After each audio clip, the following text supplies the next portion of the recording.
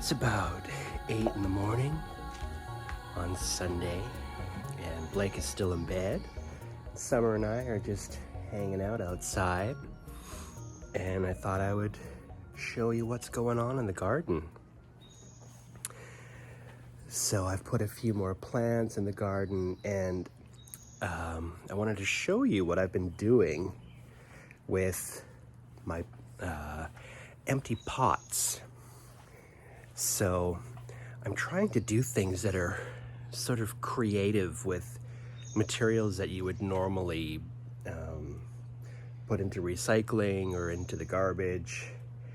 So you can see here what I did with this pot is I cut out the bottom and I placed it around this plant, and it's going to make a nice little barrier for it. Oh, and look at that, there's a giant slug right there. Let's grab that. You gotta go. The great thing about having a forest in the backyard is you can just toss all your slugs back there. I personally don't believe in putting slug bait and that kind of stuff in your garden. I don't know, if it kills slugs, it can't be good for your plants. Maybe it's perfectly harmless, but not my thing. So that's one little creative solution for my extra pots. And then with one of the other pots, I just cut it into little triangular shapes and made some little labels. And look at that, another slug. Honestly, these slugs are the bane of my existence. Like, I know we don't have kids, but it's like having 200 teenagers in your garden eating everything. So the other thing that I did with these pots is, with the bottoms that I cut off, I made some fancy little doors for my bee houses. Ooh, there you go. Don't know if you can see that behind the tree. There we go. So I just hooked it on here, and what this does is it provides a barrier from birds or other prey that might want to get in there and eat the bees. So I did one there, and then over here in my other bee house, I made that one there. And what's cool about this bee house is the wood that you see here were actually scraps. So if you go to a place like Home Depot, into the lumber department, they always have a bin where they throw all the offcuts of things when people have wood cut.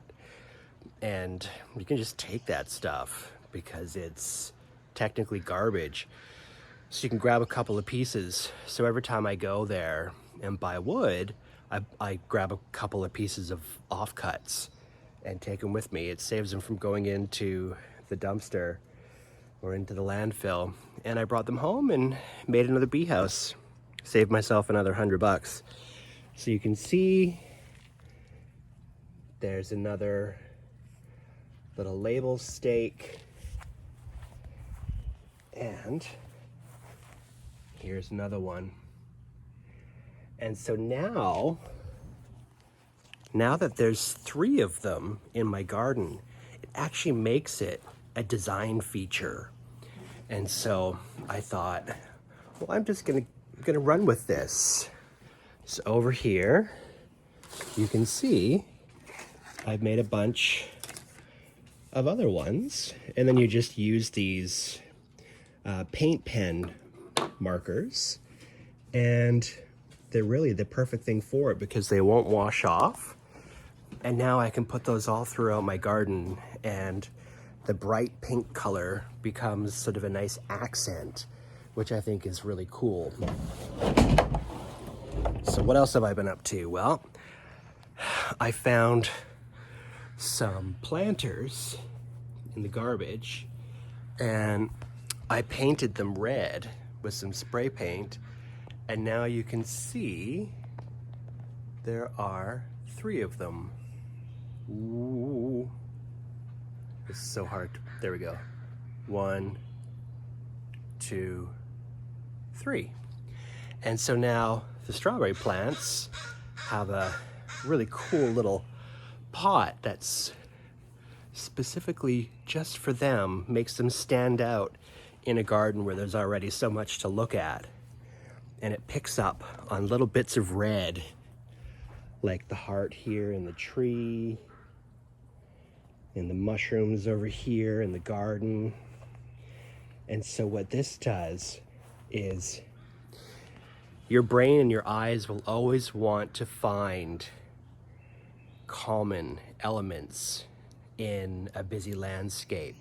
So it sees red in one spot, and it will automatically, without you even knowing, search for other red in the space.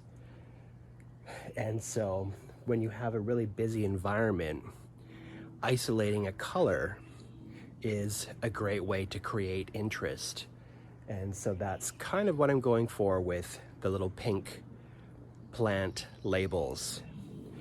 So a little surprise that happened this week, and you know I love the surprises, whoop, is right here in this drain hole that I put in the bottom of this planter. Somehow, some kind of a succulent has managed to make its way down there and send a shoot out. And so now this plant is gonna grow out of the bottom of that planter. I just think that's the coolest thing. It wants to live. It wants to live. I ain't gonna stop it. What else? Well, you can see here is our happy place sign that we've had to move once already, and I think I'm gonna have to move it again because this bee balm behind me, you can see, is now taller than me, and I'm 5'10". So I think that makes this about 6'1", and it's not done. It hasn't even flowered yet. So, gosh, I think this is gonna be about 7 feet tall. And that's just pretty amazing. The final thing I thought I would show you is just my columbine here. So in one of my videos, I talked about how important it is to deadhead some of your plants, like the columbine, because what they do is they produce these secondary flowers, but they don't do it as much or as prolifically if the plant spends all of its energy making seed pods. So here I'll show you. You see right down in here, there are 2 more little buds growing. And here's another one. And then here's another one, and another one, and another one. So in most places where people have just let their columbine do whatever they want, and people who haven't been deadheading their columbine are done for the year. But because I come out here every day and pick off all of the deadheads, I'm kind of getting like a 3rd round of columbine flowers, which is great because the bees absolutely love them. They love not only the flowers inside, but for some reason they love the tips up here. I find them up here on these little tips, just chowing down, going to Chowtown.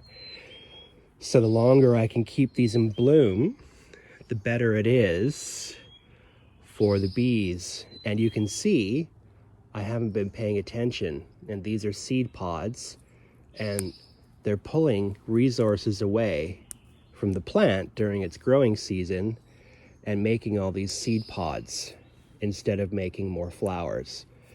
So I'm going to spend a bit of time this morning doing some deadheading.